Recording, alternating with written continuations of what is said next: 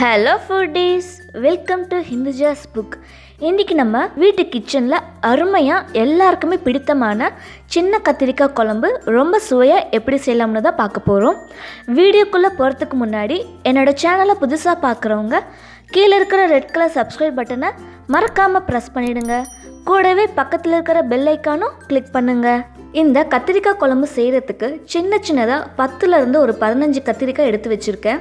இது 2லேருந்து 3 பேர் அளவுக்கு சாப்பிடக்கூடிய அளவு. இது பெரிய கத்திரிக்காயை விட சின்ன கத்திரிக்காயில் குழம்பு செய்யும்போது ரொம்பவே சுவையாக இருக்கும்.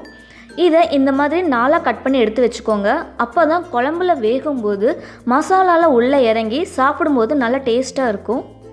பிறகு கடாயில் 2 டேபிள் ஸ்பூன் அளவு எண்ணெயை சேர்த்து கட் பண்ணி வச்சுருக்க கத்திரிக்காயை சேர்த்துடலாம். எண்ணெயிலேயே சுமார் 5 நிமிஷத்துக்கு நல்லா வதங்கி வரட்டும். இந்த மாதிரி லைட்டாக கலர் சேஞ்ச் ஆகி கத்திரிக்காய் சாஃப்டானதும் ஒரு பிளேட்டில் தனியாக எடுத்து வச்சுக்கலாம். அதே கடாயில் இருக்கிற எண்ணெயிலேயே 1 ஸ்பூன் கடுகு, 1 ஸ்பூன் சீரகம் சேர்த்துடலாம். கடுகும் ஜீரகமும் நல்லா பொரிஞ்சு வந்ததும் வாசனைக்காக ஒரு பிரிஞ்சி இலையும் 2 ஏலக்காயும் சேர்த்துக்கலாம். பிறகு பொடியாக நறுக்கின ஒரு பெரிய வெங்காயமும் கூடவே 1 ஸ்பூன் அளவு இஞ்சி பூண்டு விழுதை ஃப்ரெஷ்ஷாக அரைச்சி சேர்த்துக்கோங்க.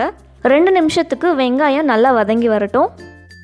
இந்த இடத்துல எல்லாருக்குமே வீடியோ கொஞ்சம் பிளர்ராக தான் தெரியும்.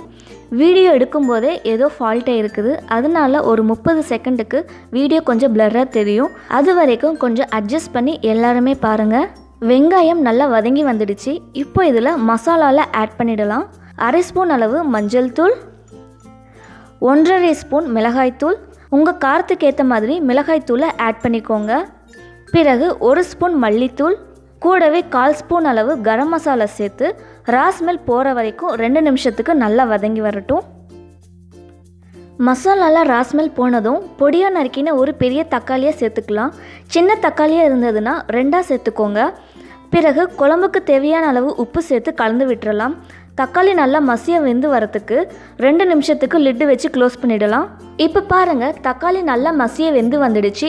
இந்த சமயத்தில் டேஸ்ட்டுக்காக ஒரு முக்கியமான பொருள் தான் சேர்க்க போகிறோம். அது என்னதுன்னா தயிர். ஒரு 1/2 கப் அளவு கெட்டி தயிரை பீட் பண்ணி எடுத்திருக்கேன். அதையும் இதில் சேர்த்து கலந்து விட்டுறலாம். திரும்பவும் லிட்டு வச்சு க்ளோஸ் பண்ணி 2 நிமிஷத்துக்கு நல்லா கொதிச்சு வரட்டும். எண்ணெயெல்லாம் அப்போ தான் தனியாக பிரிஞ்சு வரும். 2 நிமிஷம் ஆனதும் லிட்டை ஓப்பன் பண்ணிடலாம். பாருங்கள், எண்ணெயெல்லாம் தனியாக பிரிஞ்சு வந்துடுச்சு. இந்த சமயத்தில் குழம்புக்கு தேவையான அளவு தண்ணீரை சேர்த்துக்கலாம். நான் 1.5 அளவு கிளாஸ் தண்ணீர் சேர்த்துருக்கேன். இது கூடவே எண்ணெயில் வதங்கின கத்திரிக்காயை இதில் சேர்த்துடலாம். இந்த குழம்புக்கு திக்னஸ் தரத்துக்காக 1/4 கப் அளவு நிலக்கடலையை பவுடர் பண்ணி சேர்த்துருக்கேன். இந்த நிலக்கடலை குழம்புக்கு திக்னஸ் தரது மட்டும் இல்லாமல் பயங்கர டேஸ்ட்டும் தரும். அதனால் கட்டாயமாக இதை ஆட் பண்ணிக்கோங்க. ஸ்டவ்வை மீடியம் ஃப்ளேமில் வச்சுட்டு 5 to 6 நிமிஷத்துக்கு குழம்பு நல்லா கொதிச்சு வரட்டும். 5 நிமிஷம் ஆனதும் கடைசியாக கொத்தமல்லியை தூவி கலந்து விட்டு ஸ்டவ் ஆஃப் பண்ணிடலாம். ரொம்ப சுலபமாக சுவையாக நம்மளோட சூப்பரான கத்திரிக்காய் குழம்பு ரெடி பண்ணியாச்சு. பார்க்கும்போதே நாக்கு எச்சு ஊறுதில்ல.